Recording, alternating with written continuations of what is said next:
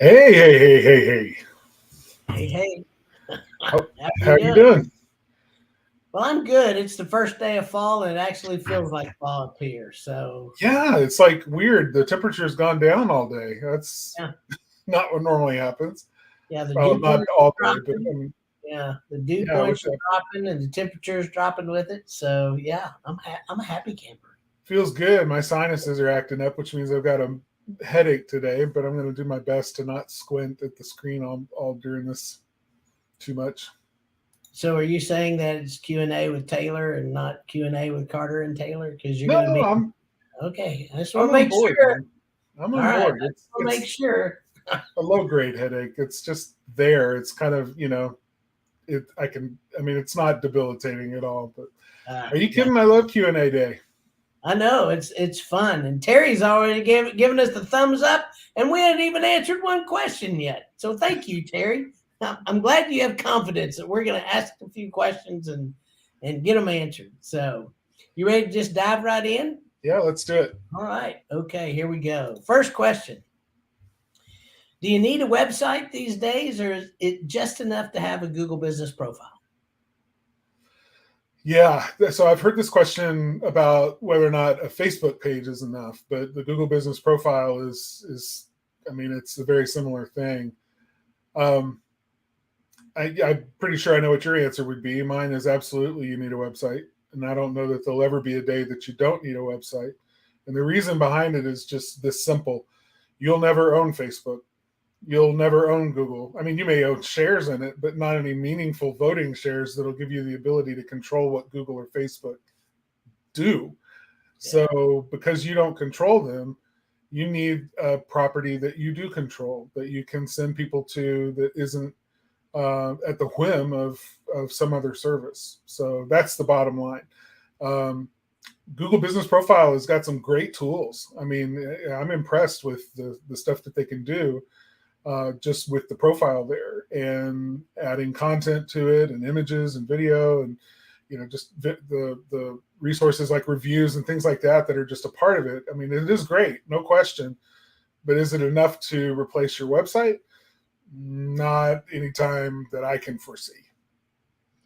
So I'll add to that. I agree 100% with everything you've said, but I want to add a little bit more to it as to why uh, you shouldn't rely just on Google Business Profile. And one of the main reasons is people don't realize that Google actually looks at your website to make sure that your Google Business Profile is right. I Yeah. mean, they look at hours of operations on your website. Does it match the Google Business Profile? They're looking at the pictures. Does it match what that you say you do? Is the stuff that you've got on your Google Business Profile the same pages that you have on your website? So your website actually strengthening it strengthens your Google Business Profile.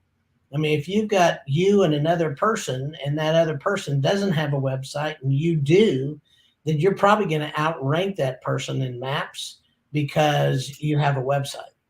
Um, but here's the other thing that I think that's really interesting. I've been doing a bunch of research actually for an article that I'm writing, um, and I didn't even know this, that on your Google Business Profile, the click through rate is anywhere from about 15 to 19% on those first three.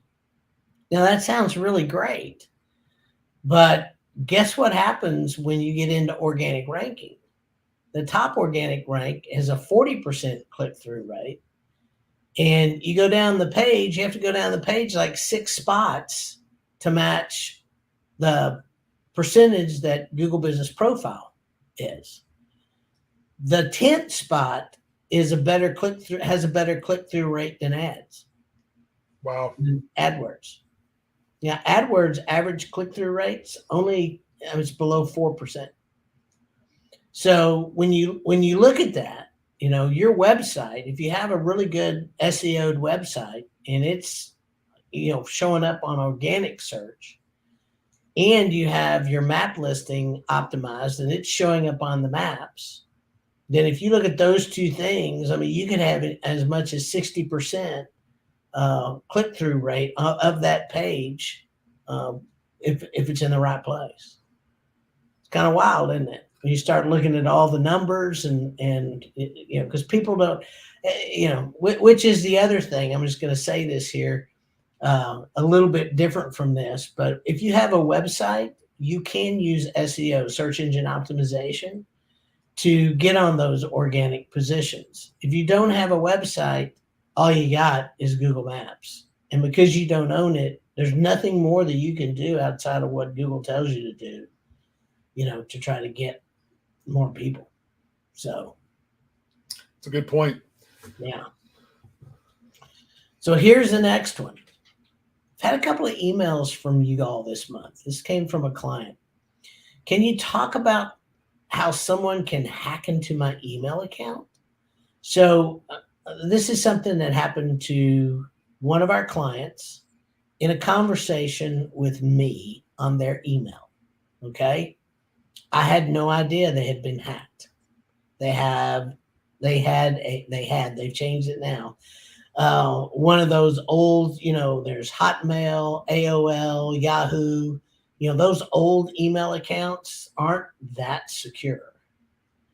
So somehow somebody got into their email, and this person and I were having a conversation, not about a bill owed to us, but something that happened in an ad account that needed to be taken care of. And I was letting them know, this is how much you owe, this is where you need to go, this is how you do it, blah, blah, blah. Well, the next day, I get a text that says, hey, did you get the money? I don't know what they're talking about. Well, long story short, everything got said and done, somebody started communicating with them as me. It was not me. The address that it came from was SPRAK. We are Spark, SPARK. Sprack. Not Sprack Marketer, but Spark Marketer. So that's the first thing I want to tell everybody. Always check the email where something is sent. Everything else that they sent, they got right out of they took it right off my email. I mean, it looked absolutely realistic. So I'm hopeful that he was able to get a hold of his bank, get everything stopped. I haven't heard back, but I just thought it was really, really important to go through this again. I don't know how someone can hack an email except through password. Am I right, Carter? Well, so there are other ways. The password is by far the most common way that it happens. You know, they can guess your password if you don't have a good secure password, and then get into your account that way. It's by far the most common way. The only other really serious way that it happens is they actually hack the servers, you know, the web server that you're using for your email, you know, whether that's an on-premises server at your business or one that's in the cloud that you manage yourself for all your email, or if it's one of the webmail services like Google, Hotmail, you know, Gmail, whatever, Outlook, whatever. Those don't happen as often, and usually, you know, because the companies that run those email servers have a lot invested in security, you know, when that happens, they're you know, it's a big deal. It's the kind of thing that makes the news. So right. By far the most common way is just having a weak password, one that's very guessable. Most people reuse their passwords, and, you know, they just have a favorite password they use on everything. Mm-hmm. So if they can guess it and get into your email, then they can see what bank accounts you have, because your bank is probably emailing things to you. Then they'll go try that login, that password over at your bank, and see if it gets them in there. And it does. So now they're in your bank. And then they'll go over to this account and that account, whatever, just based on what's in your inbox. And they do it quietly. They're not advertising the fact that you've been hacked, I mean, what good would that do them, right? I mean, now they know the chickens in the hen, I mean, the foxes in the hen house, they're going to shut it down. So they just quietly sit there and observe email. They don't mark things as read. They don't move stuff around. They just lurk. And they, oftentimes don't even open an email. They just look at headlines or subject lines or who it's from and that kind of thing to gain information about you that they can use to exploit you. And in this case with the client, they learned enough about the fact that this client was dealing with us about a billing matter, and they decided to jump in the middle. It's called a man in the middle attack, where they pretend to be someone else. They pretend to be someone who has already requested money and send an email that looks like it's coming from that person as a legitimate request and saying, I've just, you can go here, click here to pay the bill. And if you're not paying attention, you can get pulled into that and go to that place and pay a bill that is not going to the person you think it's going to. That person in the middle has intercepted those funds, and you're never going to see them again, most likely. Well, and the thing about this particular situation, they requested to get paid through a Cash App. So I will tell you, if you're a legitimate business, and now there are people who are sole proprietors that do take money through Cash Apps, I get that, but we will never do that. Not going to take it through PayPal, not going to take it through a Cash App, never, ever, ever. So I would just tell you, if I'm so leery about that, it's not even funny. Well, we will take it through PayPal, but PayPal may process charges from us, but we're going to do it through an official form, and that form is going to be on our website. You'll be able to tell where it is. It may take you over to PayPal in order to complete that, but it's going to be done in a very official way. We're never going to say, oh yeah, just put the money in my PayPal account. Here's my PayPal email. Yeah, which is what they did. And it wouldn't have, it was like Anna Marie at something. Yeah, something that just was weird. Yeah. And it's really a shame the client wasn't paying attention. Yeah. And hadn't ever. They were ill that day and not feeling well, and just trying to get something taken care of, and whoever scammed them basically told them, oh, I was wrong, we can take care of it, just do this. And after I'd had several conversations, and no, we can't. So anyway, just be careful. Just be careful. Yes, do you want to talk a little bit about LastPass RoboForm for a minute? So we used to recommend, a password formula, and it's still a great idea to use a password formula to create a strong password that's unique for every single website that you have a login for. So every account of yours should not have a password that's the same as some other site. It should be individual and unique just for that website. And we had a password formula that we used to share all the time with people, and it's effective. It works, but there are some better ways, and a lot of the tools that are out there now for like Vault software that protects and keeps your passwords secure all in one place, keeps them encrypted. These are to me the better way of doing it now. So they have password generators built into them, so you can click a button and generate a password, and it's one you'll never remember. I mean, it's just full of characters and gobbledygook, and it doesn't spell anything. It's not a real word. It's just characters, letters, and symbols, and but it's a strong password, and you can choose that password when you create an account or when you're changing a password on a website, and then just save it to your password vault, and you don't even have to remember it. When you're on that website, you just tell the site to fill in the password on the screen that's asking for it, and it securely gets that password, puts it right into the browser, into the password field, and you just rock and roll. So, I mean, you just go along. So I have a lot of websites now. I don't even know what the password is. The only reason that I am able to log in is because I use software that knows what it is for me, right? So my passwords are more secure as a result. and I have one place that's that all of it is recorded and kept safely, with a reasonable amount of security. I'll say that. So yeah, LastPass is the name of the one that I use, but there's lots of other ones too to investigate. RoboForm is another really good one. OnePass, if you're on Mac, is a good one too. I like LastPass. It's cross-platform. Their account is very favorable for people who have multiple devices. To get their pro account is pretty inexpensive every year, and you can use it on multiple devices and keep all of your logins. No matter where you are, what computer you're or device you're using at the moment. So I really like it. Yeah, I think that's good. And if you hear a dog panting, I want to make sure you know it's the dog panting. It's not me. So he's kind of underneath me. Yeah, it's pretty loud for me.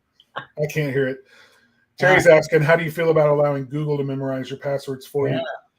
Yeah, Google has an autofill in their browser. So long as you are protecting your browser with a password, meaning when you're logged into your Google Chrome browser with your Google username and password, and those are very secure, then that's a fine place to do it as well. The reason I don't use that is because I oftentimes need to share passwords with other people. LastPass makes sharing passwords with someone a lot easier. I can share a password with someone on our team and not even show them what the password is because they use LastPass as well. They can log in, but to them, the password just looks like the little dots. So they never even know what the password is. So there's some other things that I really like about some of these password vaults. Managing those passwords become a little bit easier with some of the other products. But yeah, I think Google is a fine product to use. As far as a security standpoint, is one more secure than another? I'm probably not the best person to answer that question because I haven't examined Google closely for its security.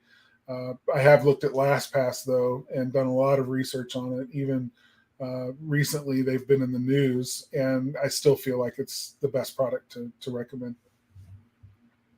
Yeah, and I'm with you, Carter, in the sense that one of the things I really like about LastPass is to be able to share passwords, because what we were having to do before is every time we lost a person or somebody went to another job or whatever, we were having to change all of our Facebook passwords, all the other passwords. I mean, we were going through and having to change all these passwords out and then redistribute to the team and all that. Well, we don't have to do that anymore. We have a really good secure password. The people that need it have it, but they don't see it. So there's no way that they can go in and get it the way it is. All they do is have access to it. That's it. So it's just a really good way to share. If you got teams and you're always battling with passwords and this, that, and so forth, and I highly recommend LastPass. So throw like that. So let's talk a little bit more about ADA compliance. So let me give you a kind of a little bit of a backstory.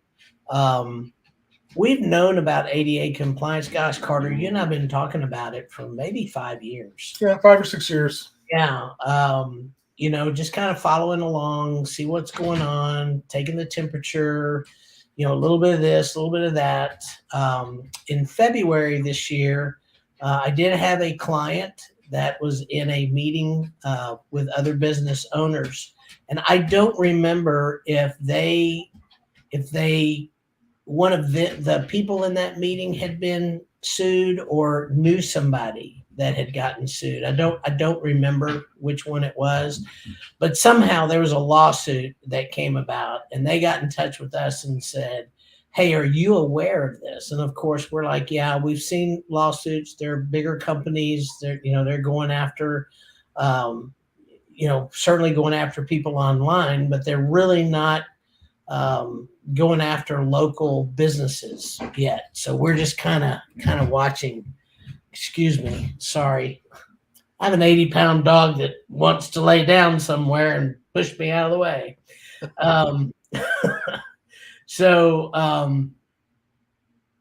we've been watching it, and I told that person at the time, I said, yeah, it's coming sooner than later. We kind of see the writing on the wall. And I'm in 3 different mastermind groups for search engine optimization. And in the last 3 months, every person in that group knows somebody or is working with a client that's gotten hit with a lawsuit, all local. So Local that, service businesses. yeah, We're seeing local, yeah, home service businesses being targeted now. yeah. And so it is now time to do that. We kind of wait because there is a lot of expense and work that goes along with it, which is fine. But yeah, that's kind of what has happened, and just know it's been on our radar for a long time. We don't like to do things prematurely, but at the same time, we certainly don't want to. We want to be on top of it and make sure that we've got things in order so things are done in a timely manner. Now, with that said, the other questions that I've gotten about it, and Carter, I've read a little bit about this. There's 3 different tiers, ADA compliance tiers. Yeah, this is fairly new. The description of like how compliant you need to be and what tier you should really kind of expect to be in. These are guidelines. It's not an official part of the body of law known as the Americans with Disabilities Act. They're sort of supplemental, but they've been challenged in court now, and the court is interpreting it as this is the requirement for anyone who is providing websites or providing information about their business or delivering services as a business online. Sorry, I'm muting and unmuting here. So what we're doing is really in the second tier. There's several different things that this is for. So the main thing online is you're really there's 2 audiences that you're really hitting. One is deaf or hearing impaired, and that's where you have all of the transcription on videos and all that kind of stuff has to be done. And then the other one is for sight impaired or blind, where they use screen readers. So those screen readers, they're just not reading what's on your page. They're also reading the descriptions of your videos, the descriptions of every picture that you have. So those are the types of things that something called the alt text that has to be filled out with all those descriptions. So it's a pretty big undertaking. Like I said, there's a plugin. There's several plugins that we're taking care of our clients. But if you don't have that, then there are some plugins that you can go look at that get you about 40% there without having to do all the other stuff. So hopefully I've answered that, why it is, why now, all that good stuff. So, man, you get to talking about this and you know about it, but it's like, how do I put that into words? Yeah. So this recently came up. I thought this was interesting. I had somebody that said, I don't like all the BBB and the Angie's List and the Home Advisor. I don't want to work with any of them, yada, yada, yada. And so we had a conversation really about trust factors. So why in the world would we recommend the Better Business Bureau for a trust factor? It probably costs $600 to $800 a year to have that. Why in the world would we do that? Why is that important? Well, if you go back and look at some of the stuff that we've been talking about with EAT, y'all remember what that is? Remember what that is, Carter? EAT. I can't remember. I never remember it's I can't think of the words right now. I've got the words. Okay, that's all right. So what they stand for again is expertise, authority, and trust. So trustworthiness, yeah. Trustworthiness. So expertise, authority, and trust. The BBB is one of the highest trust factors that you can put on your website that people see. Even though a lot of people don't use them like they used to, they are still well known. They're very, especially for local businesses, they're very trusted in their neighborhoods and in small areas. And so it is a trust factor. So it's part of the EAT. It's the T part, the trust part of that. So Carter, are directories important to be in online? Absolutely. The the the key with directories is making sure that the information on them is correct. It's not just important to be in the directories; it's important to have the right information in the directories and available. But some directories are more valuable than others. Um, Directories that allow you to link back to your own website or to multiple places in your website, and do it in a way that allow those links to count for something. Those are great places to be to build authoritative backlinks, and so that can be good. Taylor, I'm sure you have other. Yeah, I mean, here's the thing: your Google Business Profile. Guess what it is? It's a directory. Yep. It's part of a big directory. So when you say are certain directories more important than others, Hannah, absolutely. Google Business Profile is more important than a lot of them, but there's not any of them that are really unimportant. So that's another thing you need to know. Even the secondary and third tier directories have purpose, especially for the directories that are local for a local business. Yellow Pages, Yelp. I mean, all these are big directories, but they aggregate down to local. All really good to be in. What I would tell you is go after the bigger ones that are. Your Yellow Pages is a big one. Google, of course, is a big one. Facebook is just a directory. If you'll notice in Facebook, they want to know who you are, name of your business, phone numbers, all that. Anytime they ask that kind of stuff, that is a type of directory. But after that, especially if you're a local business, if you can get into the BBB, if you're join the BBB, guess what they have? A directory. If you're in the Chamber of Commerce directory, BNI has a big directory. All these things that are local organizations and local to you. I know I can't remember. You remember they used to call them city pages. I don't think that's what it's called anymore. But you remember that? Yeah. The city pages that used to have? Yeah, that's a directory as well that's local. So if you're local like that, that's a great one to be at. So they're all important, but yeah, there are some that are more important than others. So Carter, I'm gonna let you take this one. I'm tired of asking for reviews. Is it really that important? Yes. Next question. Yeah, it's absolutely that important. So Google oftentimes doesn't let you keep reviews forever. They cycle out. They for various reasons. Not always sure what those reasons are, but Google also pays attention to how old your reviews are, and wants to know that you have fresh reviews, recent reviews that are high quality. And if you have those, then it's beneficial for you to have those. So yeah, it's like saying, well, I filled up my gas tank once. I mean, do I really need to go to the gas station again?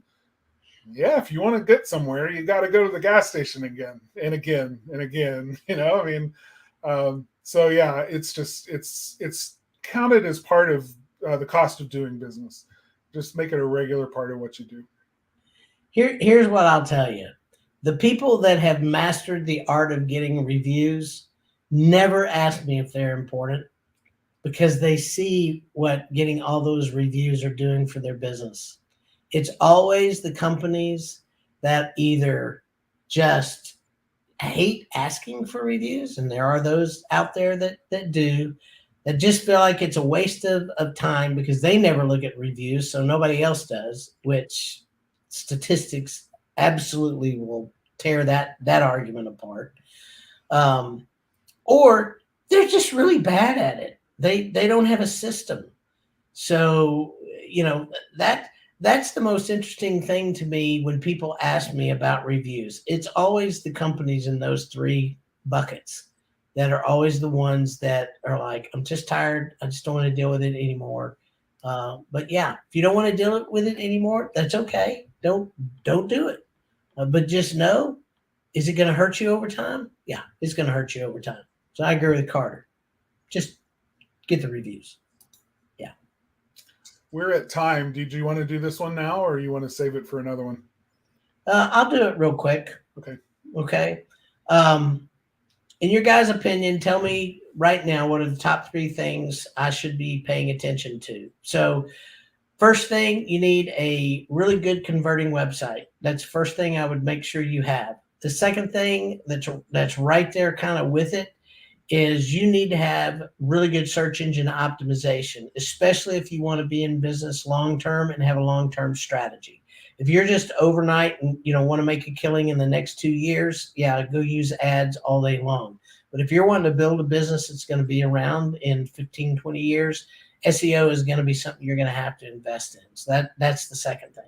And then the third thing I would be paying attention to is now is the time to start gathering first party data. What is that? That is data that you actually go out and get between you and your customer. So it's not data that you can get through Facebook. You can't get it through other third parties. This is direct party data. So it's called first party data. That's going to be the most important data that you gather for the rest of your business cycle, because I don't see privacy issues going away. These different platforms, they call them walled gardens, and it's going to be, they're building the walls higher and higher and higher every day. So they're not going to be cross-populating. And so those are my top three. How's that? It's good. I can agree with that. I did that in a minute and a half. Gave you a bonus. All right, guys. What do we got? We got another comment. What type of first-party data do you recommend getting? Customer data. That's what I recommend getting. That is your customers. You got to make. Go ahead. The question is like, what information about your customers should you be getting? Oh, like name, email, phone number, like what's important. Gotcha. And so insofar as that is concerned, I think making sure that you have ways to contact them. Multiple ways would be good. I always suggest a cell phone number and an email address at bare minimum. But it's also good if you use other instant messenger platforms like Facebook Messenger to have their Facebook profile or their ID, so that you know who they are on Facebook and you can communicate with them that way. For many businesses and most of our home service clients, you're already gathering a service address, so service and billing address. So that's part of first party data as well. And if you have that, then your ability to send a postcard, which we're going to be talking about that in an upcoming Facebook or Spark Live about how postcards are really making a comeback, and direct mail, physical snail mail is making a good comeback. So there's an opportunity there, and if you have an address, you can make use of that opportunity. Other information beyond that, you can get into specifics. Some CRMs and field management software that you use are going to allow you to gather all sorts of information about their system or the things that you've serviced over the years, their house, the size of their house, where their house is located, in what neighborhood, and those kinds of things. You start getting some of that information, and then you can get really slice and dice with the data that you have on your customers to find out where your best customers are and how to find more of them just like it. So that's a good idea too. I also recommend getting things, when I was in the financial services, one of the things that we did all the time is find out what their birthday is, the wife's birthday, the kid's birthday, what kind of dog they have, all those kind of things. so that you could also reach out and have those multiple touches in a given year, whether it's an email that says happy birthday, or whatever those things are, that you can reach out to the customers and stay in touch. So all that is really good stuff. So thank you guys very much. Just to let you know, Spark Live can now be found as a podcast on Spotify, iTunes, Google Play, or your favorite player. And we are surprised at how many people are finding us there. So we're really happy about that.